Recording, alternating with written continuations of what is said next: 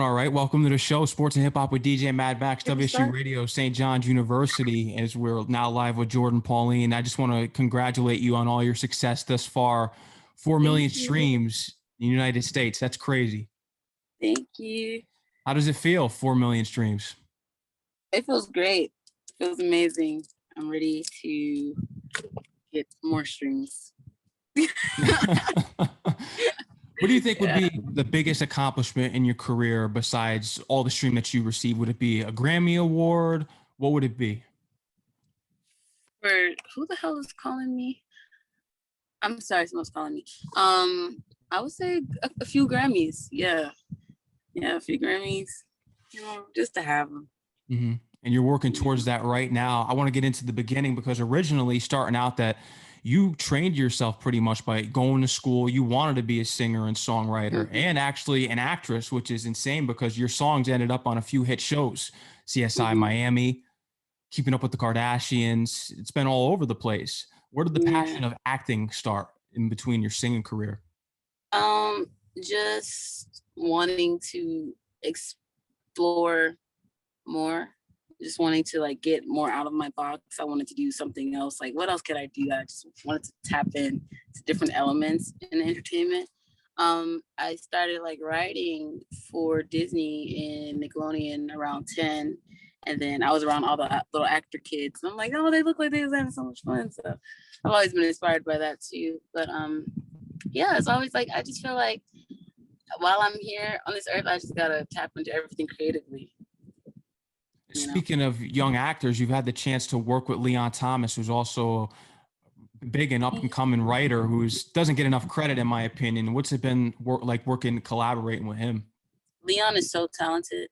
Like, he is so talented. And he's just cool. An experience, vibes amazing, knows how to make a beat off scratch in like 10 minutes. So it was always an experience working with Leon. He's fire. Yeah. You got some upcoming work with him as well? No, not anything new. I have some old stuff, but I scrapped it because like I grew in sound. I'm probably gonna tap back in with him. Actually, I'm actually gonna hit him up, tap back in with him, but something soon maybe. What were some of the most important things that you learned at your time at South Bay Conservatory? Repetition, because that's like an acting thing. You have to say it over and over and over. To get out of my shell, because I did theatrical work, and that right there is a stage theater work. If you mess up, you mess up. You're just gonna look like, So I learned how to stay in character on stage, and I learned how to sing opera. Oh, wow. So that's another genre that you have down because you popped into the pop scene, R&B scene. You could do hip hop, opera. How did you learn to become so diverse with all these genres? Was it from listening to different playlists? Because it seems as though you have a vast majority and diversity of a music playlist. Yeah, I have listened to so many people. It's crazy. I listened to like Led Zeppelin, to Minnie Pretend, to Babyface Ray, it's like all over the place. But I do try to keep my classic music, like the originators music, in my category of library of listening, because like if you listen to too much new music, you're gonna get like, brainwashed to that new music, and it's not really good to get brainwashed to that. So I just keep it balanced, healthy balance of everything. I know someone that you look up to and a great deal is Nicki Minaj. Yes, and Rihanna. Yeah, and Rihanna, of course, the two queens of music right now. And Cardi B's coming on the scene, but I wish that there would be more praise for Nicki Minaj for what she did. If there was an album that you could have worked on with her, would it be Pink Print, Pink Friday, which is her classic? Pink Print and Pink Friday, all of them. Pink Print and Pink Friday. Yeah. What song, if she came to you and said, let's do a remix, which one would you hope for it to be? She's got Bees in the Trap, super bass. Yep. Oh, hers. And she came to you and said, if you want to jump on a remix, what song would it have to be?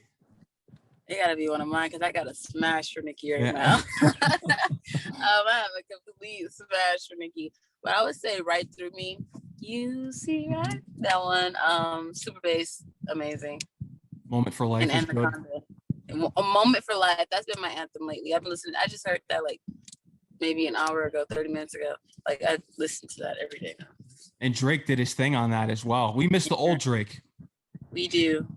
What do you think it was that Drake was just such a better rapper back then? Because I listen to his music right now, it's kind of, you kind of got to admit it, it's not the same. We always want the old Drake, the thank me later Drake, so far gone Drake. I mean, honestly, as an artist, and I experienced this, like, you're younger, you do it with less pressure, just come out, you know what I'm saying? But when you get in that field and you start actually elevating and they're requesting more, a high demand, you know, artists need time to get their creative juices back for them to even be able to translate the message, you know?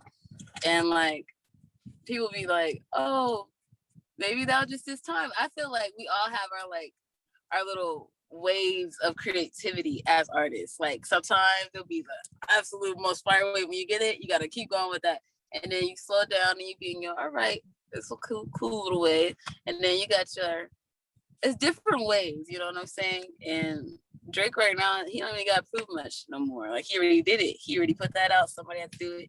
He did it. You know what I'm saying? So now he just chilling. Like he don't even got to do too much because he already put out that product. He already set the standard. You know what I'm saying? Now everybody's still trying to catch up to that standard he set 6, 7, 8 years ago now, when he already on his own another wave, like, all right, you know? Mm-hmm. So yeah, I commend Drake. He's on his timeless tip for sure. Yeah. I'm curious in how your attack is in crossing over to take over the pop charts. What I think we're thinking what you're doing is something that no one has done before, and that's a talented R&B singer, because you do R&B, and that's crossing over to the pop scene. Because back in the day, you had Aaliyah, Mary J. Blige, but did they really cross over to that mainstream of someone such as a Madonna, which is I feel as though you're doing? Plan of attack here. I'm curious and knowing how you. My plan of attack is sticking to the plan, sticking to the blueprint, sticking to the dream, sticking to what I already said I was going to do and do it, you know? Because honestly, I've never seen myself as like a regular R&B star. Like I've always envisioned myself as a pop star. Mm-hmm. And I've been in meetings, they're like, oh, Black girls aren't really pop stars, you know? I'm like, oh, you could be in an R&B category, but no, I see myself as a pop star. Like Britney Spears, for instance, was a white Janet Jackson. Mm-hmm. You know what I'm saying? Like it's different. Janet is a pop star, but will people say that she's a pop star? No. Off rip. Exactly. Same with Whitney Houston. Whitney Houston, pop star. Diana Ross, pop star. And I feel like Rihanna, thank God for her, she broke that mold and barrier for girls like me. And that's right. I'm from Guyana, Georgetown, yeah. And she came and broke that barrier. I'm pop, I'm Black, and you're gonna love it. You know what I'm saying? And yeah, so now everybody's like, they're more open to it, and it's still like a more eyebrow to it because not a lot of Black artists are pop. And I just feel like I'm a trap pop artist that's Guyanese. I have a little trap and pop over. But yeah. Why do you feel as though it's difficult based on your skin color in 2021 still, even though Rihanna broke the mold and there's been other artists, why is it so hard to cross over into that pop light? Because of the standard, you know what I'm saying? We do a lot of hip hop, we do a lot of R&B, we have soulful voices, so they automatically, pop is for Dua Lipa and Ash Nicki and Nico, or it's for them, and then for us it's her and freaking SCA, and SCA is even considered pop. I don't even know what she's considered, but I don't know. I don't really know why it's like that, but I'm here to break that mold, okay? I'm here to solidify I'm a fucking pop star. That's trap pop star. That's Guyanese. I'm breaking this mold. You're going to accept it. You're going to love it. You're going to eat it up. That's really where I'm at. That's exactly right. And you pride yourself on being a performer as well. How's it been during this difficult time of COVID-19 without any performances? I'm sure you're looking forward to getting back out there very soon. I'm very excited to go on stage. Like, I'll perform for a fucking preschool in kindergarten. I'm so excited. Like, I'm so excited. And I'm grateful I look up to, like, instead of me looking at the negative of COVID, I look for like the positives, because in this time I grew with myself, I grew with my artistry, I know what I wanted to do. I even buckled down on myself to even get my show together. Like at first I wasn't even dancing, I was just walking back and forth on stage. Like, so now I have my show together, I'm ready, and yeah. You're ready. I'm expecting you got the EP dropping soon. When are you thinking about dropping that? Just in time for summer? Love Songs on Nobody comes out May 15th. May 15th. So that's actually next week. Next week and a half. Next week and a half, yeah. Congrats on that. Thank you. My single Lustful Desires comes out tomorrow at midnight along with the video. Victor told me about that. I'll be putting that in the rotation for you. Yeah. And yeah, I'm really excited. I'm finally dropping. Good. And you're doing a lot of numbers this year as well. I mean, 4 million streams in the US. That's big time. That's big time. Yeah. It's crazy. I'll tell you that, because that's all it takes is once you get that recognition and the people start getting that following in, it's a sin. You're blowing up in no time. And you've worked for it since the age of 10. I mean, this has started at an early age. So now the hard work is paying off. Exactly. It's crazy. What kind of vibes can we expect off the upcoming EP? You could expect something for everyone. I have some club bops. I have some love bops. Got some sexy tunes, and I got some chill. I need to breathe in and out and get my zen tune. I have a little bit of everything. We're going to be looking forward to 100% when it drops. I'll be getting it in the rotation for you. I'm curious. I want to go into 90s R&B talk with you. Who is your all-time R&B singer from the 90s? Is it Aaliyah? Aaliyah, yeah. Aaliyah, yeah. I did my research, so. Yeah, for sure, Aaliyah. Her time in music is just insane. You had The Age Ain't Nothing But a Number, One in a Million. What song spoke to you from her most out of all of her discography? Her last album, I know that whole album front to back, every single song. I don't think there's not one Aaliyah song I don't know like front to back.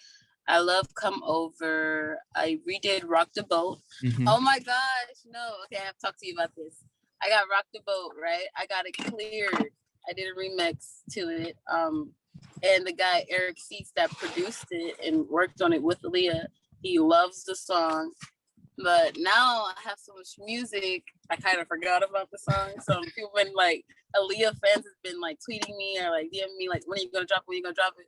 And like, I'm probably gonna drop that soon. But Rock the Boat, of course. What else? Every song Aaliyah did was amazing. Every song. Aaliyah made it cool that she kind of crossed over to the point of where she was kind of tomboyish. She started rocking with the dudes. You saw her with the jerseys, the Tommy Hilfiger. Just her style was just changing for women in R&B and music. Yeah. Very, very appreciative of Aaliyah. Rest in peace. She's one of the greatest of all time. Yeah. For the songs that you've wrote for on these shows that they've appeared on, people have heard it. Could we expect you to maybe reach out to, say, a CSI and see you take a role on one of these big shows? Yeah, I would love to CSI, but I am in something very special coming up. So you will be seeing me on TV and movies. I have a lot of music in Grownish this season and Blackish, This Is Us, and the new Jamie Foxx show that's I forgot the name. 13 Reasons Why, America's Next Top Model, all over the place. You hear yeah, all of them. Oh my God, I just got a Stranger Things placement too. I forgot about that. Yep. That's fire. Yep, forgot about that. Yep. Well, we tend to knock the police in this country for the right reasons. How come we're so obsessed with shows such as CSI and Law and Order? I just thought about that question. We don't like the police. We know they do terrible things to Black people in this country. I just don't know why we're attracted to Law and Order. I don't know really. I don't know. I think it's because it's like an inside look and it gives you like an upper hand. Like you learn, you're not like watching the show blatantly and you're not learning anything. Like you learn like, oh, you could say that? Oh, all right. Like it's that type of deal. Yeah, I get what you're saying. It's a different point of view, but it's interesting why we like those shows. What kind of movie or do you want to be in or that you are in? Is it a comedy, a drama? Sci-fi comedy, and my dream role is to be a villain in a Marvel movie. Okay. Or just superhero. Mm-hmm. What would your superhero name be?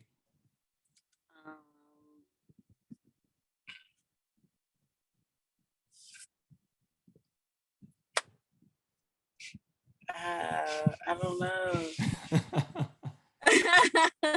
It's tough. It's right on the spot, but Super Pop.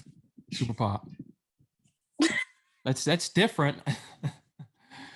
That's different and unique. What would your superpower be? There's a good one. Teleport and think of inventions before, like genius like inventions. Like I wish I thought of Instagram and Facebook and Uber and like fucking Uber Eats and I wish I thought of this. I wish I thought of Amazon. Like I want that. Like superpower. Just think of that before everybody. Besides Nicki Minaj, who are you looking forward to work with most as an artist? Because we're gonna get into producers right after. Pharrell, Drake,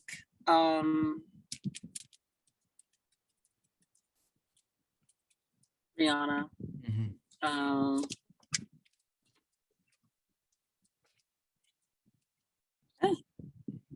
Rihanna is a competitive track. What would you bring forward from the table with Rihanna? You see, my pen, it'll be really nice for both of us because we all know Rihanna's tone.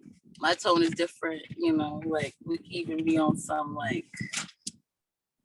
I don't even know. We could even do like a dance hall soca vibe or like a pop dance hall vibe. Yeah. Rihanna upon the replay type of vibe. Yeah.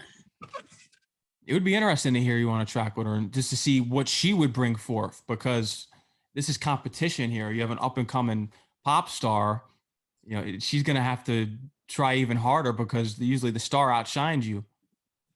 The upcoming star. And I we're going to be like this.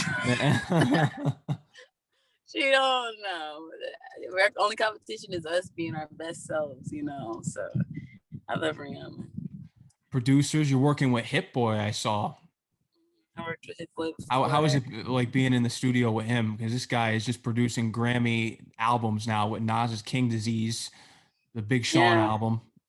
He's a genius. He's really, really, really talented.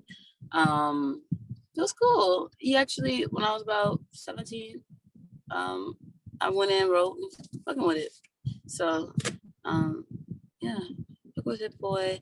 I love Killa B right now. He executive produced my EP, Love Songs About Nobody. We did that in 3 days, and he's a beast, like a beast. If you really listen to the production, when you guys hear this, listen to that production, and you're gonna be like, okay, yeah, they didn't come play. What song of yours is your anthem right now? Mine? Mm-hmm. It's called Pretty Girls on the EP. And that is my anthem for all the women out there in the world. What kind of messages? I mean, I mentioned the vibes before. Is there going to be any important messages that you're going to be getting across in your music? Yeah. This message is like pretty, but will it end? You know, we're pretty now, but it will end. It's a deeper meaning, like love the inside of us, make the inside pretty, and that will really end. What else? Relax is a mental health song. I was having a lot of anxiety when I made this song, and that's on the EP. It's pretty much just like a Zen song, like relax.